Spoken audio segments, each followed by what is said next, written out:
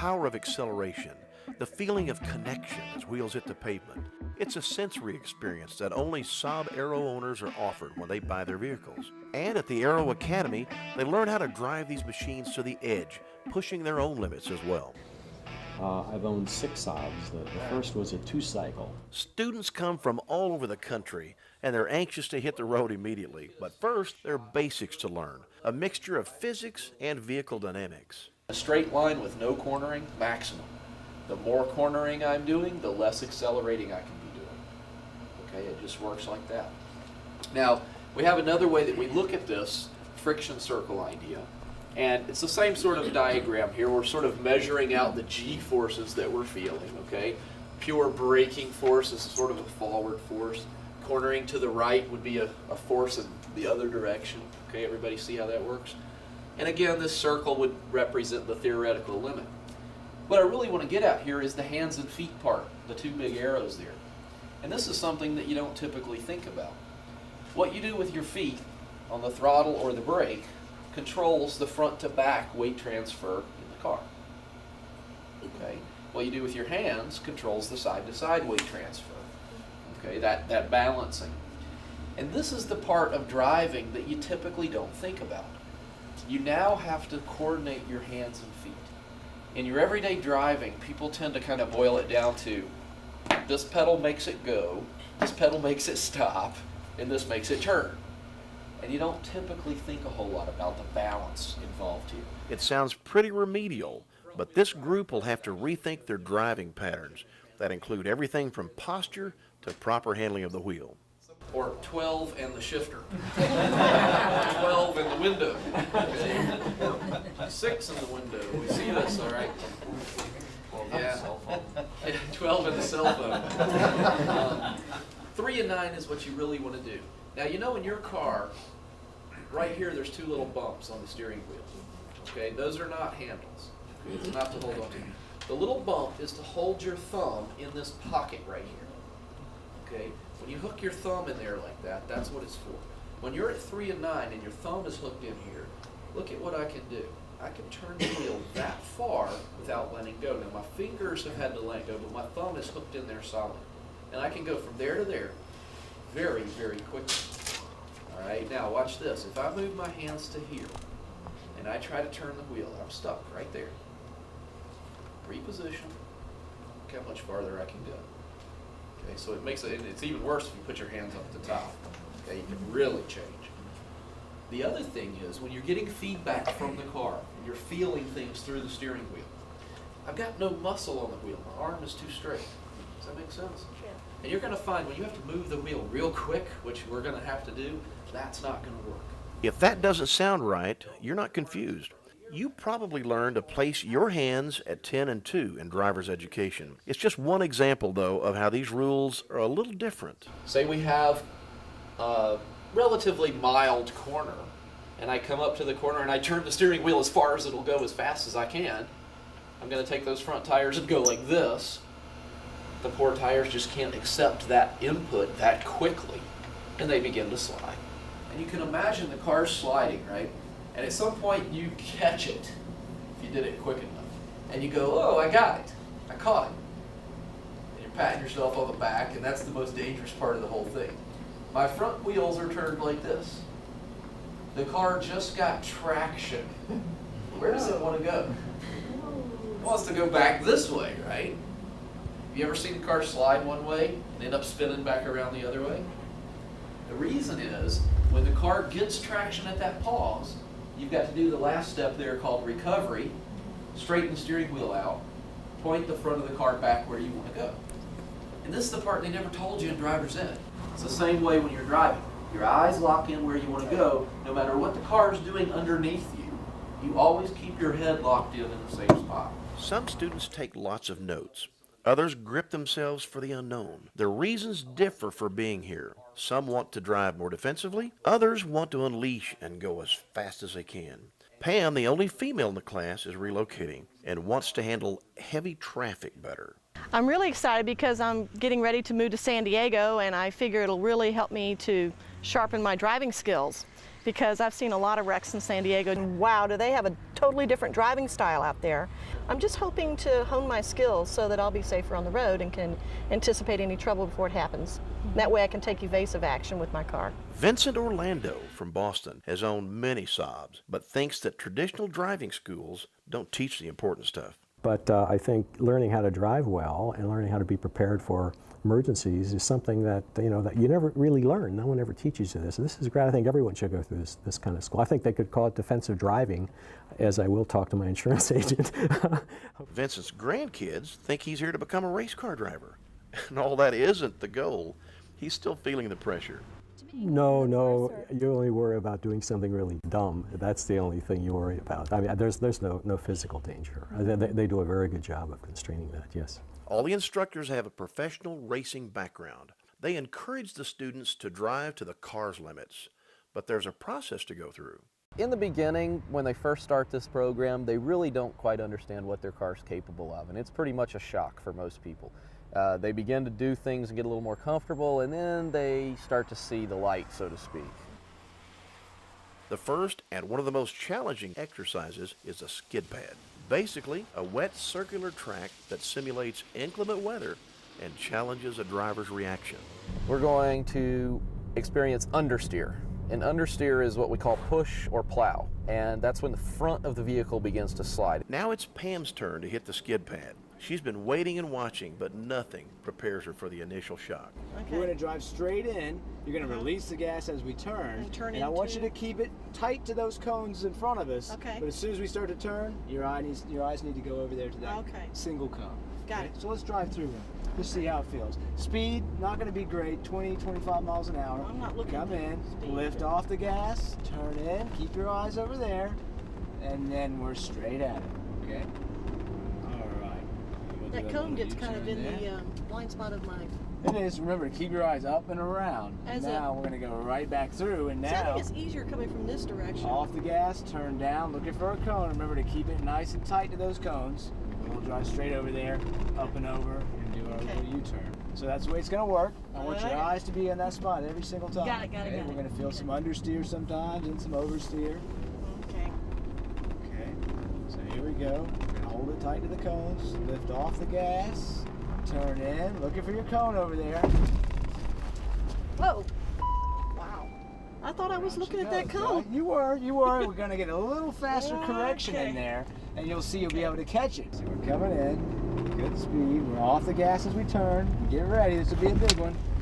Stay with it. Look at that. Nice job. All right, that was a very good job. Very nice.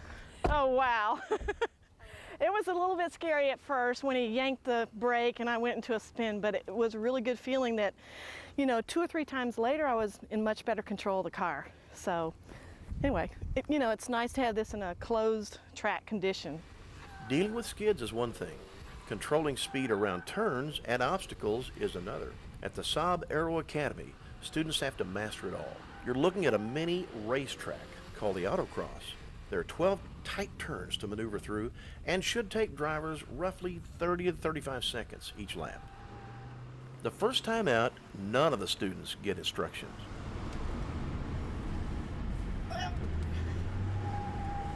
Whoa, it's a little squeal there. All right, this is a nice turn. I like this one here. Speeds out real good.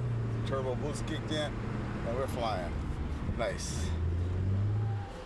They'll be asked to do it again after the course is through, and their times will be compared to see if they've improved.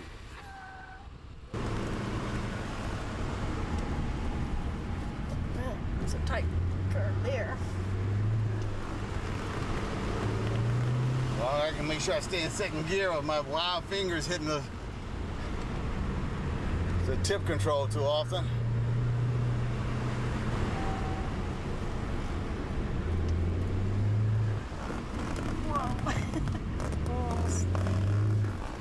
It isn't easy, and whatever the parameters, the autocross is difficult to manage. Cass explains why. Okay, so basically we want to connect together the tall cones, and the tall cones are going to help us with our line. As we come into this corner here, this is a decreasing radius corner. We're going to have to really be patient, tighten the steering wheel gently through the corner, and we're looking for a really fast exit on this corner. Puts us on this straightaway. On the straightaway, we're going to be able to really accelerate hard, get up quite a bit of speed, and then we'll have a heavy braking zone at the end. Important here to pull to the left as much as possible and then try to line up the car for a nice arc through this last corner. This is an increasing radius corner. It allows us to come out to the edge of the road. We then brake lightly. We're going to stay to the right through this turn so that we're in a good position to turn back for the next turn. We have to sort of set things up one turn in advance here.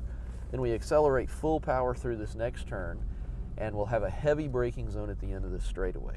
You hear the tires beginning to squeal a little bit. The tire squeal tells us that we are getting near the limit of traction, and that's actually a good thing. A light squeal from the tire tells us we're right at the limit of traction. Notice how my hands are moving in a very smooth, fluid motion.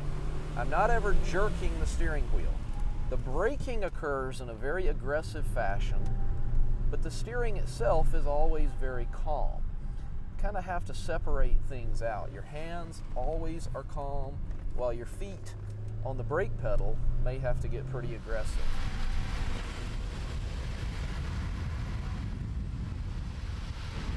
All right, I think I'm getting a catch of it now. Getting a catch of it. All right. Slipped into first gear there once last lap. I can make up for that now. Keep from getting hands over hand on these tight turns and deal with the turbo boost kicking in on us.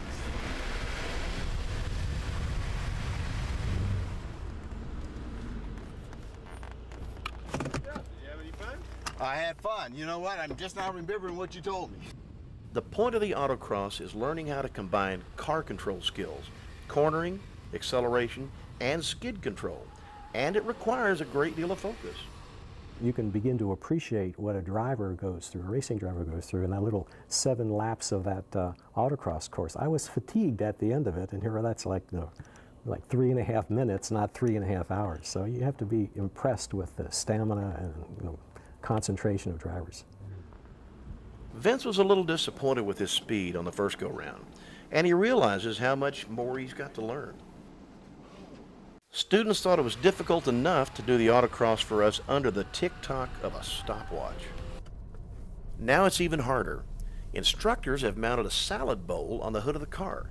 It looks silly, but trying to keep the tennis ball inside from spilling out requires more than just a touch of driving finesse.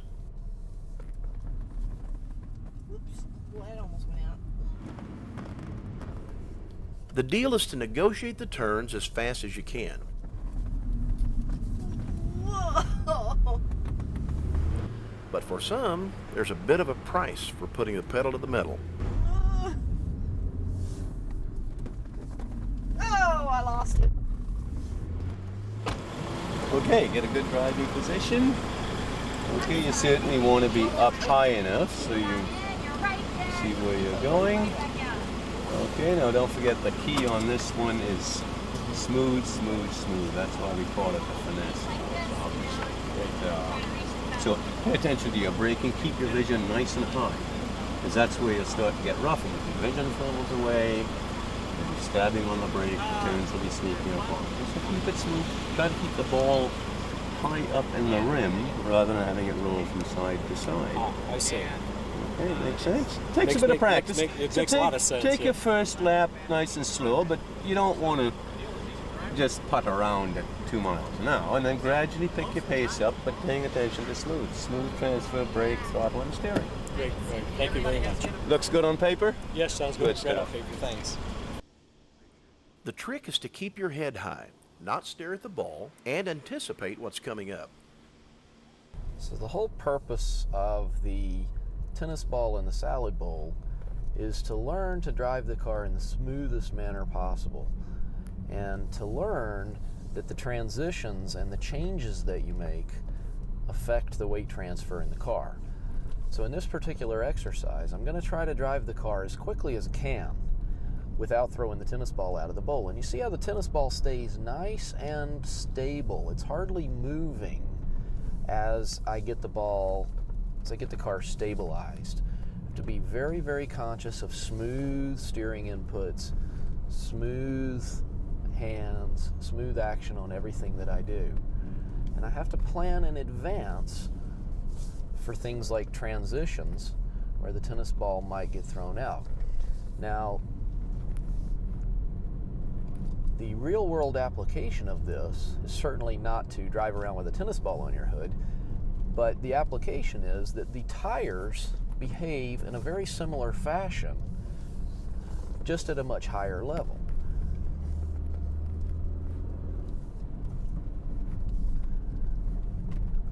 Another big thing that's very important in this exercise is to try not to look at the tennis ball as you're driving. You need to keep your eyes focused ahead of the car as much as possible. And that way, you'll have much smoother steering inputs. Your hands will be smoother. Everything that you do will be smoother and more gentle. Again, here in these long sweeping turns, you can see how the tennis ball stays very, very still. Almost no motion from the ball right up near the lip of the bowl. Very difficult to do that, to balance that ball right up on that edge, almost flopping out. The hands have got to be really smooth. Everything you do has got to be really, really smooth. The transitions are the hardest part.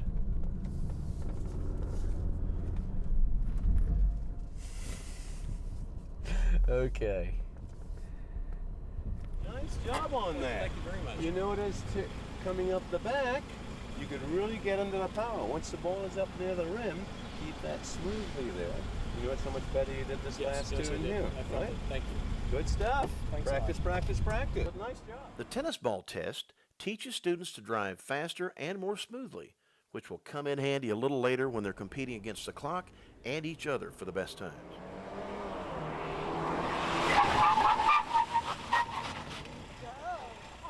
Driving is more than just acceleration, and at the SAAB Aero Academy, braking techniques are focused on as well.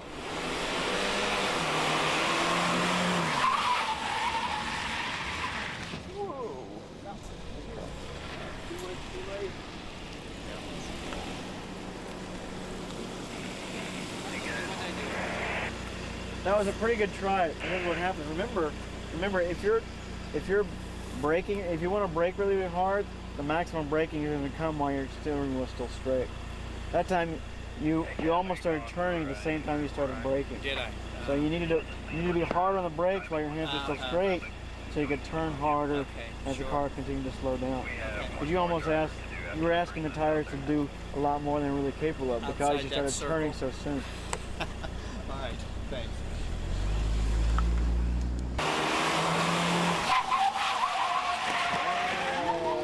Hey, give me some dough. Wipe out!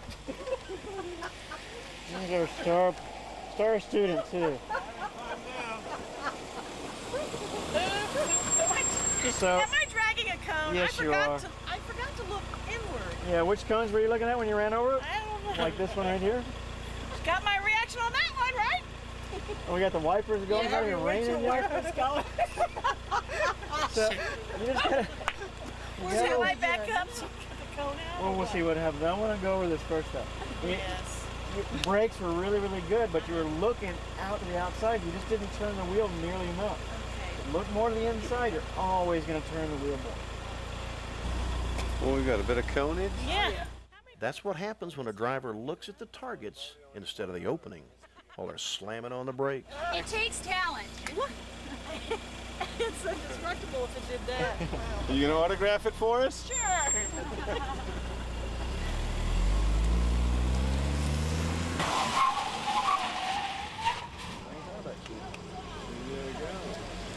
Amazing, you see the improvement after 4, 5, 6 tries.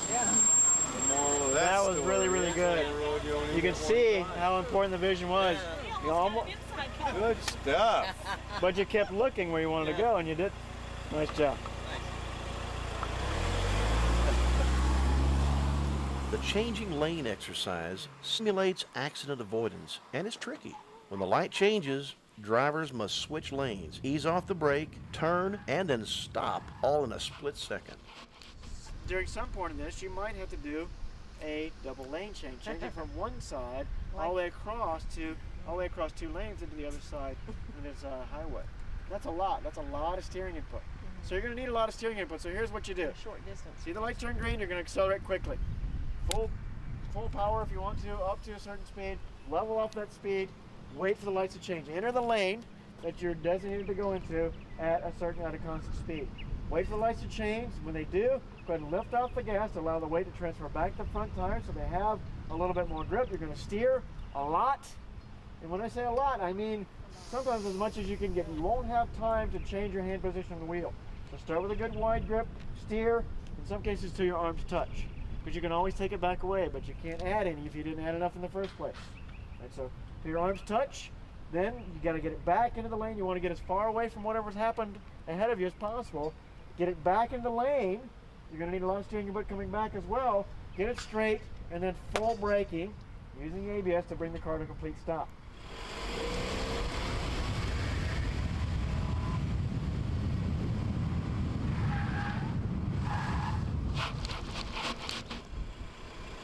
Okay, so the blinky light tells me where to start. So yeah. And then wherever I see green is a permissible lane to get into. Exactly. So remember, the lights are all going to turn green. You're going to accelerate quickly up to speed. You're going to level off that speed. Wait for the lights to change. When they do, you're going to ease off the gas. Turn really hard. Get into the lane. Get it straight. Get it back on the brakes hard. Okay. Lights green. Center lane. Okay.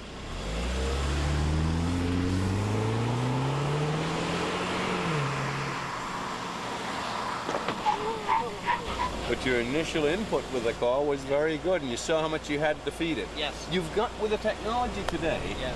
the cars can do the job. I mean, compared to 10 years ago, the cars are superior. But you've got to give the car the input. If you don't give it the input in the steering wheel, it's not going to turn. Good stuff. Big improvement. Thank you. You bet. Squealing tires is the name of the game on the slalom track. Weaving in and out of the cones, the challenge is to keep the speed up and negotiate tight maneuvers while sustaining momentum. On the slalom course, we're really looking to get the students to understand that there's a very specific relationship between their hands and their feet. Most of the time, people try to turn the steering wheel and give gas at the same time. This causes the nose of the car to lift up and the car begins to slide a little bit. What you have to learn is that you need to ease off the gas to help the car turn. So this course is designed to make a student understand the relationship between their hands on the steering wheel and their feet. This is a tremendous exercise for that. The students get to push the car right to the limit. We encourage them to get to the point where they're sliding a little bit, making a little noise. We have a saying around here that a squealing tire is a happy tire, so a little bit of tire noise is good.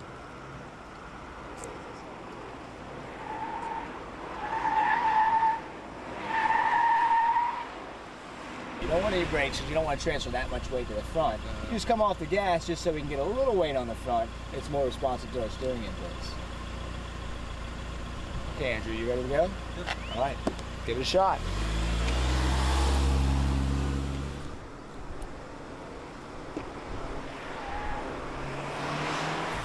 I definitely see myself improving, like slowly improving with each run, you know, as they show us what the cars can do. And especially after sitting behind the wheel and going through each portion of the exercise, I get more comfortable and I could see like stuff going faster and more accurate and more safe. More than just a driving course, SAAB builds a community between the customers who attend the Aero Academy. An elegant dinner at the Chateau Elan in Atlanta helps to bring that about. John Lebos, product manager for the 9.3 and the 9.2X product line, is one of the SAAB executives.